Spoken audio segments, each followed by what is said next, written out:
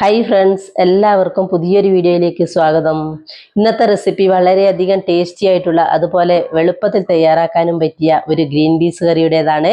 അപ്പോൾ നമുക്ക് ദോശക്കും പൂരിക്കും ചപ്പാത്തിക്കും ഒക്കെ കഴിക്കാൻ പറ്റിയ വളരെയധികം ടേസ്റ്റി ആയിട്ടുള്ള ഗ്രീൻ പീസ് കറി നമുക്ക് എങ്ങനെയാണ് തയ്യാറാക്കുന്നതെന്ന് കണ്ടാലോ. അതിനു വേണ്ടിയിട്ട് ഞാനിവിടെ ഫ്രഷ് ഗ്രീൻ പീസ് ആണ് എടുത്തിട്ടുള്ളത്. അത് തൊലിയൊക്കെ കളഞ്ഞ് ഒന്ന് കഴുകി വാരി എടുത്തിട്ടുണ്ട്. അപ്പോൾ ഇനി നമുക്കിത് എങ്ങനെയാണ് ചെയ്യുന്നതെന്ന് കണ്ടു നോക്കാം. അതിന് വേണ്ടിയിട്ട് കുക്കറിലേക്ക് ഒരു 2 ടേബിൾ സ്പൂൺ വെളിച്ചെണ്ണ ഒഴിച്ചു കൊടുത്തിട്ടുണ്ട്.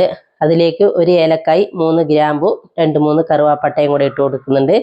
അതൊന്ന് ജസ്റ്റ് ചൂടാക്കുക. അത് ചൂടായി വരുമ്പോൾ നമ്മൾ അതിലേക്ക് ഒരു മീഡിയം സൈസിലുള്ള 2 സവോള നീളത്തിൽ കട്ട് ചെയ്തത് ഇട്ട് കൊടുക്കുക. അപ്പോൾ നമ്മുടെ സവോളയൊന്ന് വഴറ്റിയെടുക്കണം. നന്നായിട്ട് കളർ മാറുന്നവരെ വഴറ്റിയൊന്നും വേണ്ട, ജസ്റ്റ് ഒന്ന് വഴറ്റിയെടുത്താൽ മാത്രം മതി.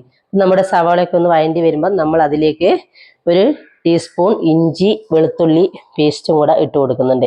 അപ്പോൾ ഇഞ്ചി വെളുത്തുള്ളി പേസ്റ്റ് ഇട്ട് കൊടുത്ത് നമുക്ക് അതിൻ്റെ ആ ഒരു പച്ചമണമൊക്കെ ഒന്ന് മാറുന്ന വരെ അതൊന്ന് വഴറ്റിയെടുക്കുക.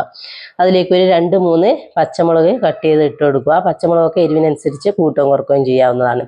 അപ്പം 2 പച്ചമുളക് കട്ട് ചെയ്തും കൂടി ഇട്ട് കൊടുത്ത് ഇതിനെ ഒന്ന് നന്നായിട്ട് വഴറ്റിയെടുക്കുക. പിന്നീട് നമ്മൾ എടുത്തു വെച്ചാൽ ഗ്രീൻ പീസ് അതിലേക്ക് ഇട്ട് കൊടുത്ത് ഒന്ന് മിക്സ് ചെയ്തെടുക്കുക. പിന്നീട് നമ്മൾ ഇതിലേക്ക് നമുക്കിതിന് വേവാൻ ആവശ്യത്തിനുള്ള വെള്ളവും കൂടെ ഒഴിച്ചു കൊടുക്കുക. അപ്പം ഫ്രഷ് ഗ്രീൻ പീസ് ആയതുകൊണ്ട് തന്നെ ഒരു 2-3 വിസിലിൽ ഇത് കുക്കായി കിട്ടും നമുക്ക്. അപ്പോൾ അതിനനുസരിച്ചുള്ള വെള്ളം മാത്രം ചേർത്ത് കൊടുക്കുക. അപ്പോൾ അതിലേക്ക് നമ്മൾ ഉപ്പിട്ടില്ല, ആവശ്യത്തിനുള്ള ഉപ്പും കൂടെ ഇട്ട് കൊടുക്കുക. അടച്ചു വെച്ച് നമുക്ക് വിസിലടിക്കാൻ മാറ്റി വെക്കാം. ആ സമയത്തേക്ക് നമുക്ക് ഇതിന് അരപ്പ് തയ്യാറാക്കാം. 1 കപ്പ് തേങ്ങ ജാറിലേക്ക് ഇട്ട് കൊടുത്തിട്ടുണ്ട്. ഒരു 5-10 അണ്ടിപ്പരിപ്പും 2 കറുവാപ്പട്ടയും 1/2 ടീസ്പൂൺ പെരിഞ്ചീരകവും ഇട്ട് കൊടുത്ത് നമ്മൾ അതിലേക്ക് അരക്കാൻ ആവശ്യത്തിനുള്ള വെള്ളവും കൂടെ ഒഴിച്ചു കൊടുത്ത് ഇതൊന്ന് അരച്ച് വെക്കാം. അപ്പോഴത്തേക്കും നമ്മളെ ഗ്രീൻ പീസൊക്കെ നന്നായിട്ട് വെന്ത് വന്നിട്ടുണ്ട്. അപ്പം നമുക്കതിലേക്ക് നമ്മളുടെ അരപ്പും കൂടെ ഒഴിച്ചു കൊടുക്കാം. നല്ല ഫൈനായിട്ട് അരച്ചെടുത്തതാണ്. അതും കൂടെ ഒഴിച്ചു കൊടുത്ത് നമുക്ക് ജാറിലേക്ക് അല്പം വെള്ളവും കൂടെ ചേർത്തിട്ട് അതും കൂടി ഒഴിച്ചു കൊടുക്കുക. എത്രത്തോളം ഗ്രേവി വേണോ അതിനനുസരിച്ച് വെള്ളം കൂട്ടുകയും കുറക്കുകയും ചെയ്യാം. അപ്പോൾ ഇതും കൂടി ഒഴിച്ചു കൊടുത്ത് നമ്മൾ നന്നായിട്ട് തിളപ്പിക്കുകയൊന്നും വേണ്ട. കാരണം തേങ്ങ അരച്ചത് ഒഴിച്ചു കഴിഞ്ഞാൽ ജസ്റ്റ് ഒന്ന് തിള വരുമ്പോൾ നമ്മൾ സ്റ്റൗ ഓഫ് ചെയ്യണം. അതിലേക്ക് കുറച്ച് കറിവേപ്പും കൂടെ ഇട്ട് കൊടുക്കുക. അപ്പം നമ്മുടെ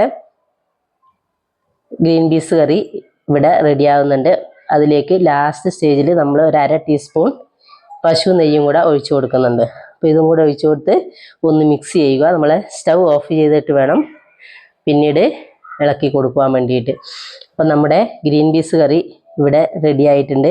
അപ്പോൾ ഇതിനി നമുക്കിത് വേറൊരു ബൗളിലേക്ക് മാറ്റി കൊടുക്കാം. അപ്പം ഇതുവരെ എൻ്റെ ഈ വീഡിയോ കണ്ട് ഇഷ്ടപ്പെടുകയാണെങ്കിൽ നിങ്ങൾക്ക് ലൈക്കുകളും അതുപോലെ തന്നെ നിങ്ങളുടെ കമൻസും അതുപോലെ ഇതുവരെ സബ്സ്ക്രൈബ് ചെയ്യാത്തതുണ്ടെങ്കിൽ ഒന്ന് സബ്സ്ക്രൈബും കൂടെ ചെയ്തേക്കണേ. ഒരു നല്ലൊരു വീഡിയോ ആയി നാളെ വരാം.